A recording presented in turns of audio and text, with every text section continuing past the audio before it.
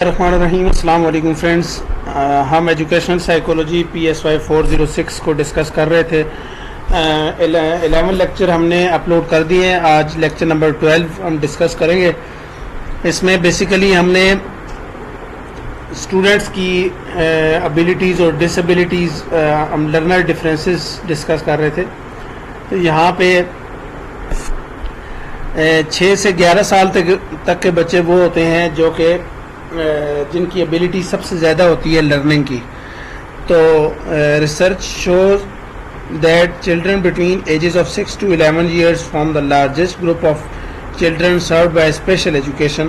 اور اسی 6 سے 11 سال کی ایجوکیشن میں 11 سال کی عمر میں اسپیشل ایجوکیشن والے بچے جو ہوتے ہیں وہ بھی سب سے زیادہ پائے جاتے ہیں.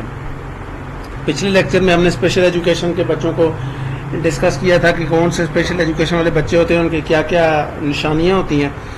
تو آج کے لیکچر میں ہم اسی کو مزید آگے لے کے چل رہے ہیں. جن میں لرننگ ڈس آرڈرز ہیں. لرننگ ڈس آرڈرز جو ہے وہ کون کون سی سورسز ہیں، کہاں کہاں سے آتے ہیں. سب سے پہلا جو ہے وہ یہ ہے کہ a child with a hearing impairment will not learn to speak normally. یعنی کہ ایسا بچہ جو سن نہ سکتا ہو ڈیفینیٹلی وہ نہیں سیکھ سکے گا. اور اسی طرح child who are not listened to or whose perception of the world is distorted by emotional problems. اسی طرح جو بچہ فیئر، ٹیرر اور لیک آف روٹین کی وجہ سے ڈسٹربڈ ہو تو وہ بھی نہیں سیکھ سکے گا. اور اس کے بعد اسپیکنگ پرابلم جس کے اندر ہوگا وہ بھی نہیں سیکھ سکے گا. Motor functions involved speech can cause language disorders. اور اسی طرح کوگنیٹو فنکشننگ اگر کسی کی ڈسٹربڈ ہے، کسی کا برین صحیح کام نہیں کرتا تو وہ بچہ بھی سیکھ نہیں سکے گا. اگر ٹیچر ان ساری سورسز سے اویئر ہے تو پھر وہ ڈیٹیکٹ کر سکتے ہیں ان پرابلمس کو اور اپنے اسٹوڈنٹس کو وہ ڈسیبل کنسیڈر کر سکتا ہے اور پھر ان اسٹوڈنٹس کو وہ ڈسیبل اسٹوڈنٹس کے طور پہ ٹیکل کر سکتا ہے. اسی طرح اسپیچ ڈس آرڈرز ہیں. Students who can not produce sound effectively for speaking. جس طرح ٹرٹنگ کرتے ہیں، بعض بچے تھوتھلے بولتے ہیں اور بعض بچے رک رک کے بولتے ہیں، ہکلاتے ہیں. تو وہ بھی ان کے اندر اسپیچ ڈس آرڈرز ہوتے ہیں. who can not produce sound effectively for speaking. اس میں ایک آرٹیکولیشن آتا ہے. آرٹیکولیشن پرابلمس بچوں کے اندر پایا جاتا ہے کہ بچوں کی اسپیچ ٹھیک نہیں ہوتی ہے. آرٹیکولیشن ڈس آرڈرز کے اندر کون کون سے ہیں کہ جیسے کچھ بچے ایسے ہوتے ہیں جو سین کی آواز نہیں نکال سکتے، اس کی جگہ تھے کی آواز نکالتے ہیں. سن شائن کو تھن شائن بولتے ہیں. اور اسی طرح سوپ کو تھوپ بولیں گے. تو یہ مختلف ورڈز کو جو دوسرے ورڈز کے ساتھ ریپلیس کر دیتے ہیں، اس کو آرٹیکولیشن پرابلم کہتے ہیں. اسی طرح اسٹٹرنگ پرابلم ہے جو کہ 3 سے 4 سال کی ایج میں ہوتا ہے. اس کے اندر کیا ہوتا ہے کہ بچہ جو ہے وہ امبیرسمنٹ فیل کرتا ہے بولتے ہوئے، یا اس کی لینگویج جو ہے وہ بیچ میں ڈسٹربڈ ہو جاتی ہے.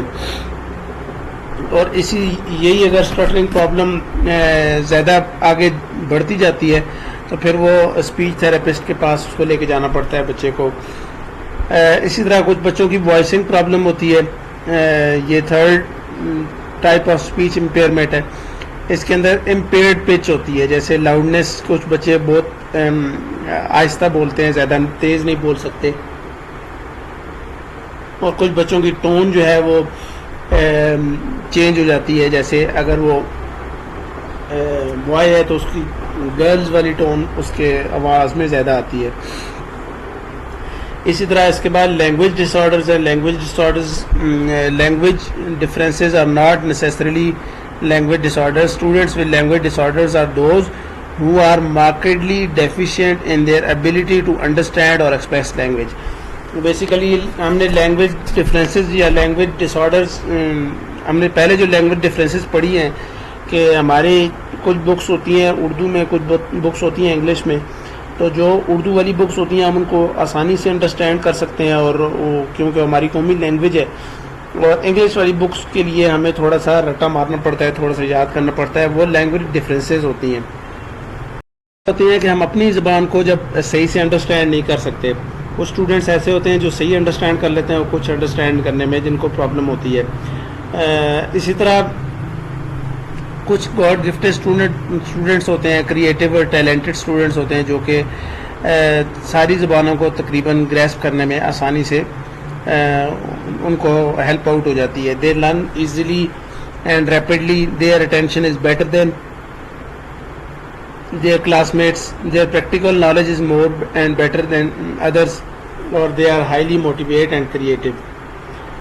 Teachers should make extra effort to support such talented students. تو teachers کو definitely ان کے اوپر زیادہ effort کرنی چاہیے تاکہ وہ اور مزید برائٹ سے برائٹ ہوتے چلے جائیں. تو یہ ہمارا آج کا لیکچر تھا. Thank you so much for supporting Hashmi's classes.